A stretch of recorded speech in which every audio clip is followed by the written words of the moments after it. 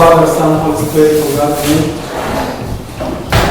I gave several topics to the person in charge, and she chose this topic. Concepts need modification in marriage. Basically, tips for healthy marriage. Some of you are very young for this, some of you are appropriate for this, two of you are already married for this, so it's a good, nice mix that, okay. I have 10 points, 10 points. 1 point will take longer. One of the wrong things about some of us going into marriage, what I'm getting out of it. What I'm getting out of this. There is a lot of issues I have to bear with another person. You might as well stay single. There is a lot of people divorcing anyway. What I heard from mom and dad, they were killing each other. What do I get out of this? Another question would be, what do I benefit from it? Or might as well I stay like that? And I want to say, if you approach marriage that you're supposed to get some material thing from, whether sexual, finances, taking care of your needs, then there is you have a problem in your own concept. We approach marriage because it helps us to go to heaven. And I really want you to understand the Christian concept of marriage, even if you are young, as masalan, people are just finishing high school or approaching first year of college, to people who are already married. Because what happened is the Christian marriage is the only, let me paraphrase this.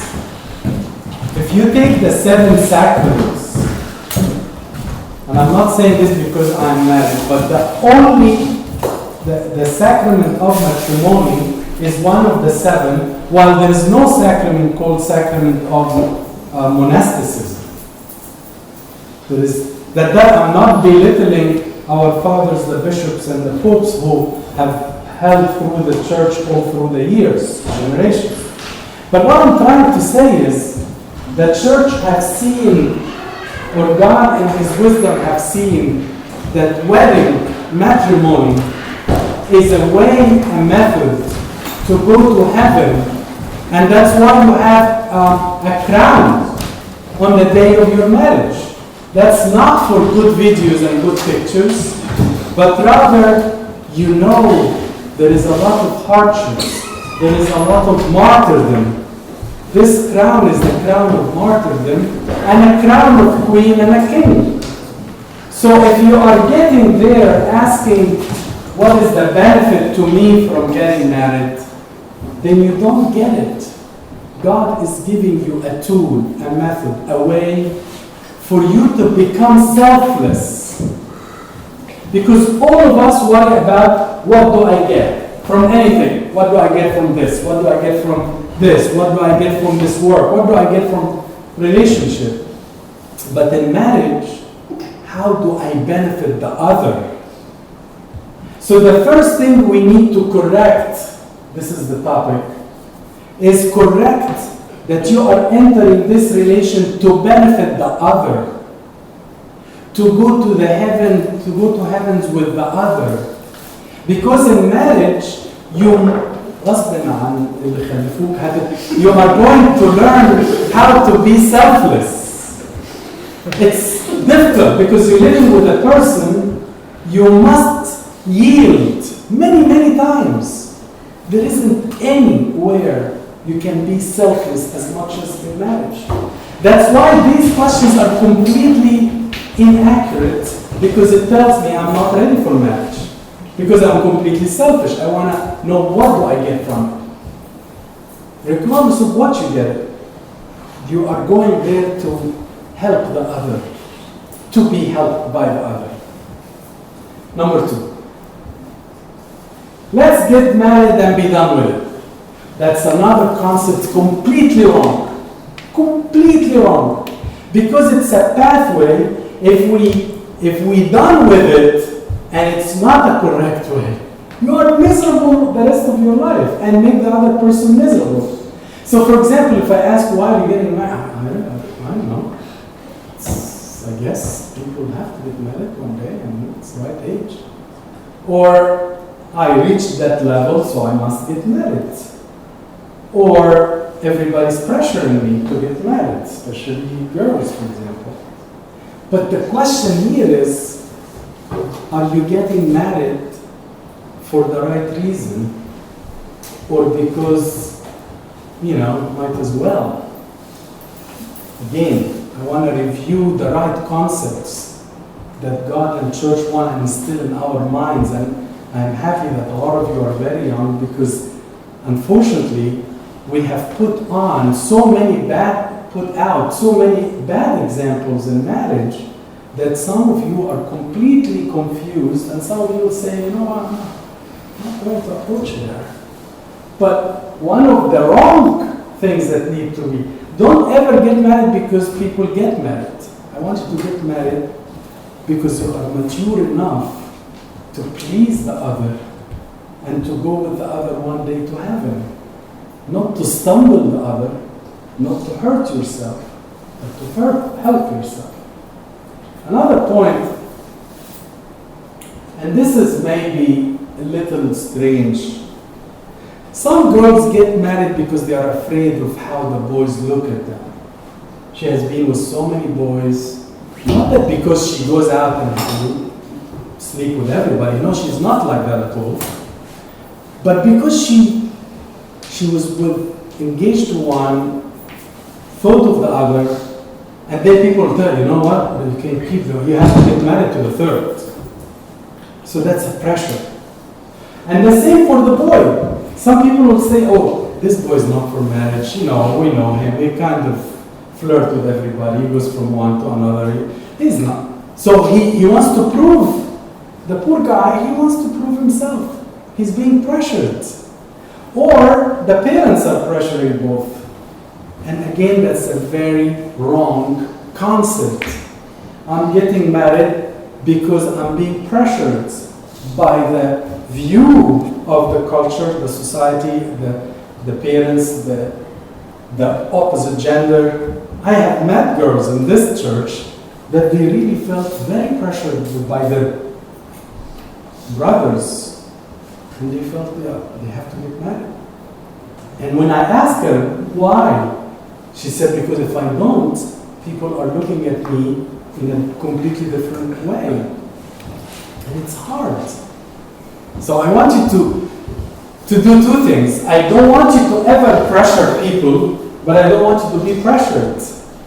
Because some of us play the opposite. Some of us talk bad about a boy who, there's nothing wrong of you going out with one person, maybe more, until you are ready, because you were not right, she was not right for you, or you were not playing, you were not exactly doing anything lightly. You took it very seriously, but it didn't work. One of the wrong concepts in marriage is the timing. So some people will say, or some boys will say, it's too early. Some will say it's too late. Some people, I really don't know. And this is a different topic, which I would love to give to this group one other time. What's the correct time? The correct time is not age only, although age plays a role, but not the only role. Because there are people who are 30 and completely immature, and people who are 22 are very mature. So it's not only the age, but the age is a factor. But the maturity is not just a number, but are you mature spiritually? And that's a topic. I'm not going to discuss it today. What is the definition of maturity? Are you able to lead a family as the king of the house, the priest of the house? Are you going to be responsible if God give you a child? Are you able to raise him or her in the walk of God? Are you going to be the queen of the house? Are you mature enough to be responsible? That's just the spiritual maturity. How about wisdom? There is actually something very interesting I found recently. I'm sure all of you are attending so many weddings. The gospel we read in every wedding is from Matthew 19. And in Matthew 19, this is the one that says, Jesus told them, Moses told you if you want to divorce your wife, you give her a book of divorce, but whoever claimed both, no man shall separate. But if you notice before that, and again, this is a different topic, it starts by saying, and there is, as if there is a disconnect, but there isn't. Jesus healed them, then he started talking about marriage. And I want to submit to you that we need to be healed, all of us, whether you are married or about to get married or thinking of marriage. You want to be healed from your psychological illnesses, healed from maybe some sort of pornography addiction or buying accessories addiction or any type of addiction. You need to be healed. You need to be healed spiritually from a sin or a habit that you can't come and marry me and say I'm a girl, and you are hooked to a problem in your life, and you're coming for me. I met this is very serious, and I'm going to go at it. Very serious, actually, and I want you to listen to me because this is happening now. That a guy was addict to pornography, 32 years old. Addict, meaning he would leave work early. That's what I mean by addict. A priest told him, Habibi, if you want to get rid of this, this is a different story. A guy who actually was doing this pornography, but he started to get also some homosexual ideas. A priest told him your best treatment to get healed, to get married. And now we are in, you can't imagine the issue that we are in now. It's not from this area, not in this state, I mean, can you imagine? I'm his wife, imagine. Why would I be in that situation? You need to be healed first and come and marry me. Completely wrong what the priests have done. Completely wrong. And we are in big trouble now. Because the woman said, the church told me to. The priest told me to marry this guy. The guy is sick. When I mean sick, I don't mean sick only physically, but I mean psychologically. He needs to be healed. Spiritually and psychologically. So when I say it's the right time, believe me, it's not the age. It's not the age. I have seen very old by age people, numbers, and they should not marry. They are not ready for marriage. So it's not the age. Are you spiritually mature, financially mature, wisdom maturity, social maturity, many things. Again, let's talk about that in a different time, but I really stress the fact we need to be healed. Marriage does not heal. Marriage helps us to heal each other. But if I'm an alcoholic and you are marrying me, what you see is what you get. Don't ever believe me if I tell you I'm going to stop. The first day of honeymoon will be the last glass of whatever. No. I'm a big liar. And you are a big fool. Okay? So number 5, some of us marry for the wrong targets, wrong goals.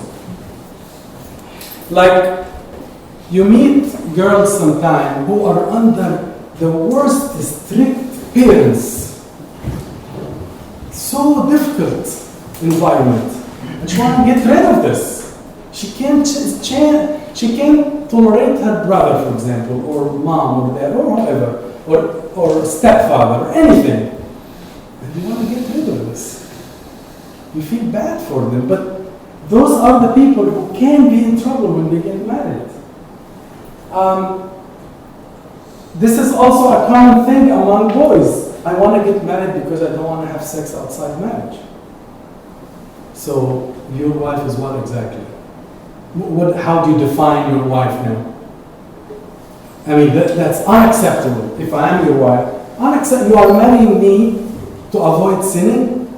So what I am a person. I'm your companion. I'm your partner. I'm your lifelong friend. What if one of us cannot have sex? What does that mean? There's no marriage. There is no partnership. There is no unity. We are supposed to be one body. So what happened? So people who say, I want to get married because I don't want to sin outside marriage. That means if you cannot be living pure before marriage, who told you that you can live pure after marriage? Who told you? It's not because you have a husband or a wife. You need to learn purity first. Because purity is beyond my age, not only my age, but beyond my age. And your age until my age and beyond. So there is no, like, you guys, when you reach my age, forget about purity. Purity is for you. For me, I have lived. No. I need to live pure. You need to live pure. I am married, you are not, but both of us need to live pure. I want to have children. There's nothing wrong with that, but if it's the only reason, what if God does not give you children? There's many excellent couples who God did not give them the blessing. What does that mean? They should leave each other? The Lord your God have told you, you shall divorce your wife if you have no children? There's no commandment like that. Not ever, old or new. So all of this needs to be corrected. It's a good social appearance because I want to go out with the other couples. It may be okay, but it's... What if your wife is not that social? So we need to watch for these concepts. Priorities. I need to set up my priorities now when I'm still 24 or whatever your age is. Meaning, who is my priorities today? Because when I get married, my priorities may change. My priorities now could be dad, mom, brothers, sisters, friends, work, habits, more. Let's leave that for a second. After you get married, your first priority is wife or husband, above mom, above dad, above parents, above friends. There is nothing called, I can't be separated from my friends. I met a couple once that the wife called saying, we can't have any fun unless we call his friends to be with us. He doesn't like to be with me alone. His fun is to have his old friends that he used to have shisha with before. That's the only fun he likes. But for him to sit with you alone, me and you have just even watched TV or I don't know what we do. No. Then I have a problem. I don't know how to set up my priorities. This is maturity also. The other priorities is, where is my priorities concerning money and concerning principles? For example, all of us love money. There is nothing wrong with loving money. But what happens here is, am I loving money or I am greedy to money or I am enslaved to money to the extent I will work 2 and 3 jobs, or I will work jobs that will separate me from my wife, or I will go to places that may affect my marital life because the work I'm going to be in, although it will give me money, will make me do wrong things, will make me avoid the church and God completely. So what are the priorities? Money is okay, but where is the principles? Which one should be placed first? So you guys should check yourself. Am I able to put the money in its place? And where is the money compared to many other principles? We cannot live without money. We can't. But in the same time, if the money is my master, really, I'm not talking biblical now, I meant I worship money, then I will never be with my wife, because I'm going to work 2 and 3 jobs, and maybe jobs that I know. I don't want to call any job that could be hurtful, because I'm not judging anyone who works in a certain place. But what if this job affects my wife, my relationship with her? Where are the principles? How about priorities regarding the way I look, the personality, God? Where are these? There are people who were servants before they get married, and after they get married, we don't see them in the church, period. And when you talk to them, do you blame the wife? Do you blame him? Or actually, he was never interested in the church to begin with. It was just such a social nice look and a nice gathering, but God wasn't the issue at all. It wasn't a priority. It wasn't a priority. And the reverse is true. I have seen the reverse also. I have seen men who hardly come to church, and when they get married, they are coming every week. Because it seems that the wife has set up some priorities, and they felt like and they really made a core out of it. Okay, one of the concepts that and please understand me right, because I'm going to say things sounds against each other. Falling in love, by the way, it's the worst word ever written in English, because you don't fall in love. You actually grow in love. Okay?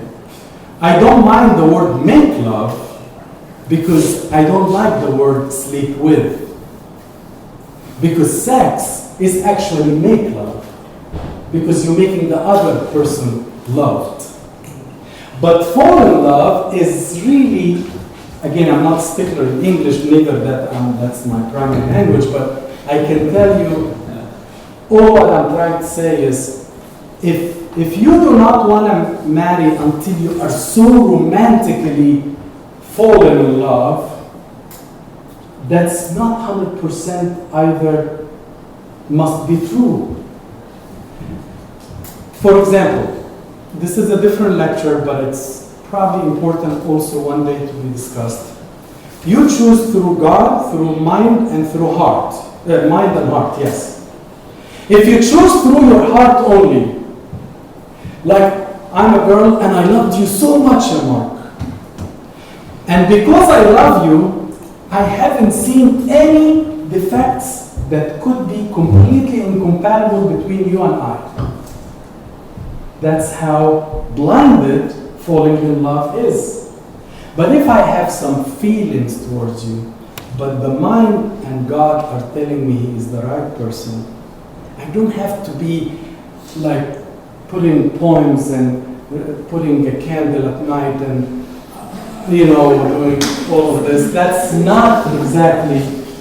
I have seen excellent marriages that didn't start with 100% love. It doesn't mean, and that's what I said, there will be, as if it's conflicting, there has to be feelings though.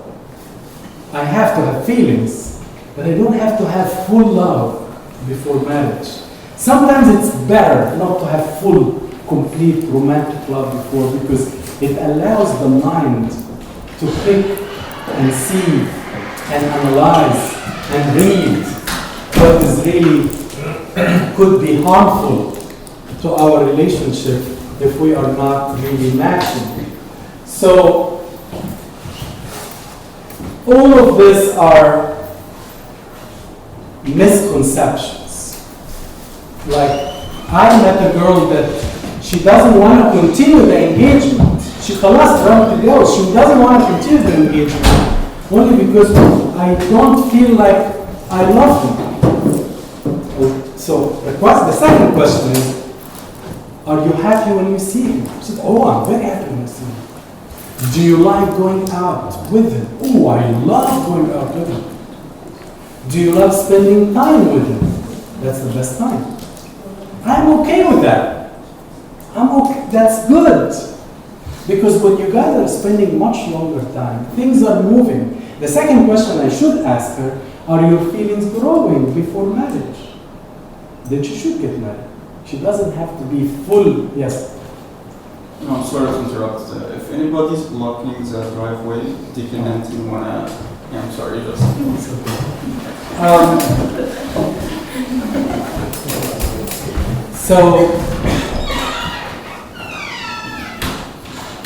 Okay. Whoever reads Arabic, I hope you don't mind what is written. Adanut Tawan will try to be. By the time we finish reading, will be tomorrow night. But he reads Arabic well, by the way. I'm very proud of him. Myrna, you still read Arabic? Yeah? Good. Cancel the checklist. Let me please tell my daughters and my sons in this room who are not yet determined whom to marry. Please, I urge you to avoid having a checklist of whom to marry and his nose and her nose and his hair. And I think I put a few things like her skin color or البنت دي بيضة والواد دي سوداء height طويلة وقصيرة weight, hair, money, physical appearance, or he's handsome 0 to 10, some girls put oh he's 6. He's 6. Really? That's 6? Money, position, rank, status, being jokeful, things like that.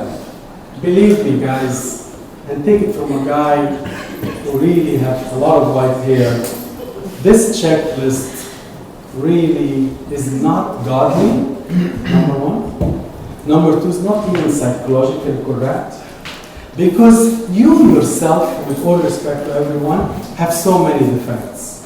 Some of them appearance-wise, and some of them internal that we don't see.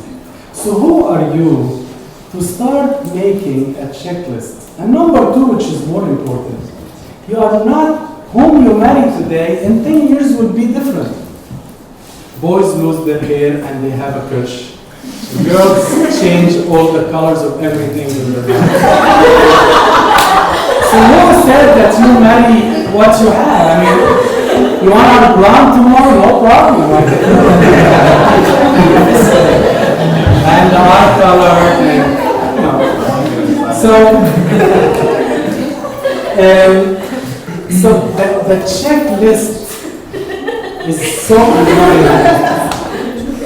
It's so annoying because can you imagine you have a very godly woman and a very neat, humble, nice personality, and then he tells me, but I'm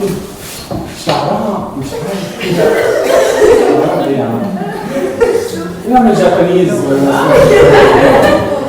So what I'm saying is, can you imagine you have a real man, godly man, responsible man, full of good treasures.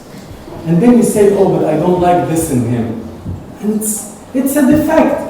I'm not saying like you have to accept a defect you cannot accept, no. But I don't want you also not to be stickler to so many checklists. And then at the end, you're losing time and you're losing excellent opportunities. And for what? For what? I mean, believe me, this is not how we're supposed to choose.